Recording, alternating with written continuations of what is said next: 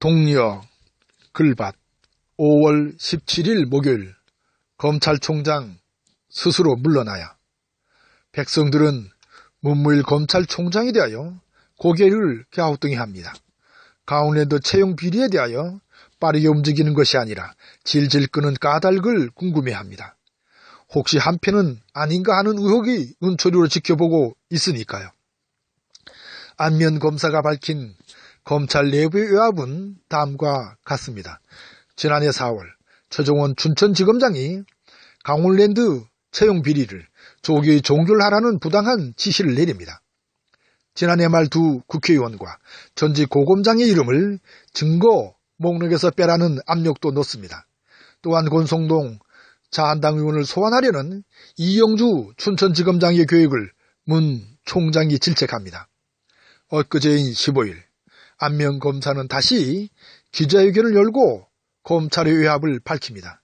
지난 3월 15일 대검찰청 반부패부에 대한 압수수색을 했다는 언론 보도와는 달리 거부하여 집행할 수 없었음을 고백한 것입니다.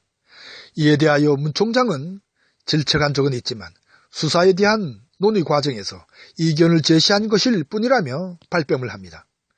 이에 대하여 대검찰청은 오히려 안면검사의 징계를 들먹입니다. 지검장의 승인 없이 기자회견을 연 것은 검사로서의 체면이나 유신을 손상시킨 행위라고 합니다. 그러니까 검사윤리 강령을 위반한 까닭에 징계를 검토하기로 했다네요. 이에 대하여 박상기 법무부 장관의 입장은 다음과 같습니다.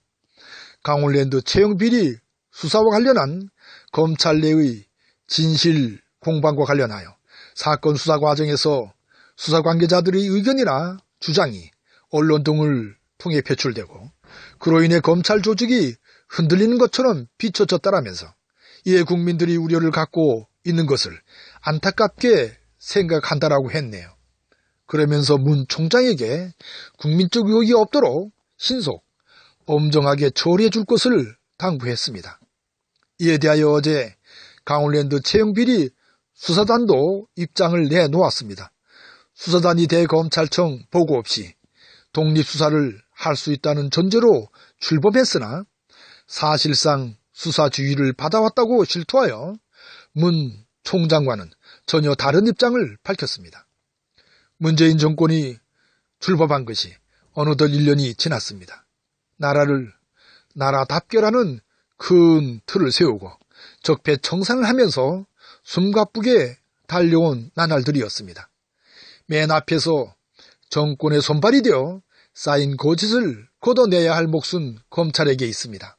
하지만 검찰은 제 역할을 제대로 하지 못하고 있는 오늘입니다. 하지만 검찰을 이끌고 있는 검찰총장의 애매모호한 태도는 의혹을 사기에 충분합니다. 그래서 나온 이야기가 검찰 내부에 있는 적폐 청산입니다. 강원랜드 채용 비리에 그동안 검찰은 뭘 했느냐는 백성들이 물음에 이제 답할 차례입니다. 이런저런 까닭에서 해야 할 일을 하지 못했다면 물러나는 것이 마땅한 도리입니다. 촛불 민심을 욕되게 하고 나아가 촛불 정권의 발목을 잡는 짓은 이제 당장 그만두어야 합니다. 아무튼 하루라도 일찍 스스로 물러나 평화를 찾으시기를 간절히 빌어보는 목요일 새벽입니다. 고맙습니다.